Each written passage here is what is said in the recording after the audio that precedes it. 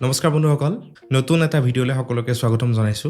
অসমৰ কাৰণে আৰু এটা বিৰাট ডাঙৰ আৰু গৌৰৱৰ খবৰ আহিছে 2024 চনত ইউনেস্কোৰ দ্বাৰা চৰাইদেউ মৈদামক ৱৰ্ল্ড হেৰিটেজ সাইট হিচাপত স্বীকৃতি দিয়া হৈছিল আৰু তাৰ পিছত 2024 চনতে অসমীয়া ভাষাটো ধ্ৰুপদী ভাষাৰ স্বীকৃতি দিয়া হৈছিল অসমীয়া ভাষাক ধ্ৰুপদী ভাষাৰ স্বীকৃতি প্ৰদান অসমীয়াক ধ্ৰুপদী ভাষাৰ মৰ্যাদা প্ৰদানৰ অনুমোদন জনায় 2025 চনৰ জানুৱাৰী মাহৰ প্ৰথম ভাগতে ভাৰতৰ কাৰণে বা বিশেষকৈ অসমৰ কাৰণে এটা বিৰাট ডাঙৰ আৰু ভাল খবৰ আহিছে এই ভাল খবৰটো অসমৰ লগত জড়িত আৰু অসমৰ কাজিৰঙা ৰাষ্ট্ৰীয় উদ্যানৰ লগত জড়িত অসমৰ কাজিৰঙা ৰাষ্ট্ৰীয় উদ্যানে পৃথিৱীৰ ভিতৰত চতুৰ্থতম স্থান পাবলৈ সক্ষম হৈছে সো আজিৰ ভিডিঅ'টোত আমি অসমেনো কেনেকৈ চতুৰ্থ স্থান পাবলৈ সক্ষম হ'ল বা অসমৰ কাজিৰঙা ৰাষ্ট্ৰীয় উদ্যানে কোনটো শিতানত চতুৰ্থ স্থান পাইছে সেইটো জানিবলৈ চেষ্টা কৰিম সো আহকচোন ভিডিঅ'টো আৰম্ভ কৰোঁ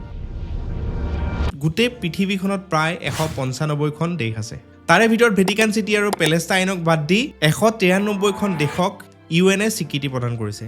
আৰু পৃথিৱীত প্ৰায় 20,000 চিটিজ আছে মানে যেনেকৈ আমাৰ নগাঁও হওক গুৱাহাটী হওক তেনেকুৱা ধৰণৰ চিটিজ গোটেই পৃথিৱীখনত প্ৰায় 20,000 আছে এই যে পৃথিৱীৰ 195খন দেশ বা 20,000 চিটিজ বা টাউন আছে এইবিলাকৰ ভিতৰত বহুত এনেকুৱা স্থান আছে যোনবিলাকত মানুহে ফুৰিবলৈ যায় বা ফুৰিবলৈ যাবলৈ হাবিয়াস কৰে বা সেইখিনি পৰ্যটনৰ কাৰণে বা পৰ্যটকৰ কাৰণে এটা কেন্দ্ৰবিন্দু হয় তেওঁলোকক এট্ৰেক্ট কৰে সেইবিলাক প্লেছে যেনেকৈ আমাৰ ভাৰতৰ আগ্ৰা হওক আগ্ৰাৰ তাজমহল অসমৰ চৰাইদেউ মৈদাম অসমৰ শিৱসাগৰ অসমৰ কাজিৰঙা ৰাষ্ট্ৰীয় উদ্যান পবিতৰা বা তেনেকুৱা পৃথিৱীত বহুতো স্থান আছে যোনবিলাকক পৃথিৱীৰ পৰ্যটনৰ কেন্দ্ৰবিন্দু বুলি কোৱা হয় এই পৃথিৱীৰ বিভিন্ন স্থানত থকা পৰ্যটনৰ কেন্দ্ৰবিন্দুবিলাকত বা সেই পৃথিৱীৰ বিভিন্ন স্থানত থকা পৰ্যটনৰ স্থানবিলাকৰ ভিতৰত কিছুমান স্থানক নিউয়ৰ্ক টাইমছ বুলি এখন আমেৰিকাৰ ভাল আৰু ৰেপুটেড মেগাজিনে ৰেংকিং কৰে প্ৰতি বছৰে সেই নিউয়ৰ্ক টাইমছে 52খন তেনেকুৱা ঠাইৰ নাম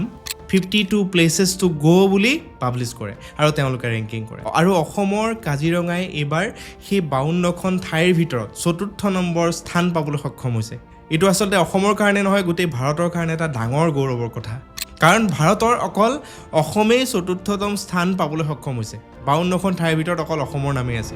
সেইটো এটা বহুত আচলতে গৌৰৱৰ কথা এই লিষ্টখন প্ৰিপেয়াৰ কৰিবলৈ নিউয়ৰ্ক টাইমছৰ সাংবাদিকসকল বা তেওঁলোকৰ এজেণ্টসকল পৃথিৱীৰ প্ৰায় 144খন দেশ ঘূৰিছে তেওঁলোকে প্ৰায় 366খন তেনেকুৱা ভাল ভাল ঠাইত ঘূৰিছে যেনেকৈ আমাৰ আগ্ৰা কাজিৰঙা বা তেনেকুৱা বিভিন্ন ভাল ভাল 366খন ঠাই তেওঁলোকে ঘূৰিছে আৰু সূক্ষ্মভাৱে তেওঁলোকে পৰ্যবেক্ষণ কৰাৰ পিছত এখন লিষ্ট প্ৰস্তুত কৰিছে আৰু সেই লিষ্টখনত এবাৰ অসমৰ নামটো চতুৰ্থ স্থানত আনিবলৈ সক্ষম হৈছে অসমৰ কাজিৰঙা ৰাষ্ট্ৰীয় উদ্যানে সেই কৃতিত্ব লাভ কৰিবলৈ সক্ষম হৈছে এইটো অসমৰ কাৰণে বহুত এটা ডাঙৰ আচলতে গৌৰৱৰ কথা যিহেতু বছৰটোৰ প্ৰথমটো মাহতে সেই লিষ্টখন পাব্লিছ হয় বা সেই লিষ্টখনত অসমে স্থান পাবলৈ সক্ষম হৈছে এই গোটেই বছৰটোৱে অসমৰ কাৰণে এটা ভাল বছৰ হিচাপত পৰিণত হ'ব বুলি আমি আশা কৰিব পাৰোঁ এই লিষ্টখনত অসমৰ আগত প্ৰথম 3টা স্থানত আছে জেইন অষ্টেইনছ ইংলেণ্ড জেইন অষ্টেইনছ এগৰাকী আচলতে নভেলিষ্ট আছিলে তেওঁৰ নামত এখন ঠাই আছে ইংলেণ্ডত যোনখন নেকি বহুত পপুলাৰ হয় তাক সেই নভেলিষ্টগৰাকীৰ নামত আচলতে সেই ঠাইডোখৰ নামকৰণ কৰা হৈছিল আৰু সেই ঠাইডোখৰ চাবলৈ বহুতো হাজাৰ হাজাৰ লাখ লাখ মানুহৰ আচলতে ভিৰ হয় সেই ঠাইখনে প্ৰথম স্থান পাইছে গোলাপেগোছ আইলেণ্ড বুলি এটা আইলেণ্ড আছে সেইটোৱে ছেকেণ্ড স্থান পাইছে আমেৰিকাৰ নিউয়ৰ্ক চিটিৰ মিউজিয়ামে তৃতীয় স্থান পাবলৈ সক্ষম হৈছে আৰু তাৰ পিছতে অসমৰ কাজিৰঙা ৰাষ্ট্ৰীয় উদ্যানে চতুৰ্থ স্থান পাবলৈ সক্ষম হৈছে পৃথিৱীৰ আটাইতকৈ ভাল পৰ্যটনৰ ঠাইবিলাকৰ 52খন ঠাইৰ ভিতৰত অসমৰ কাজিৰঙা ৰাষ্ট্ৰীয় উদ্যানে চতুৰ্থ স্থান পাবলৈ সক্ষম হ'ল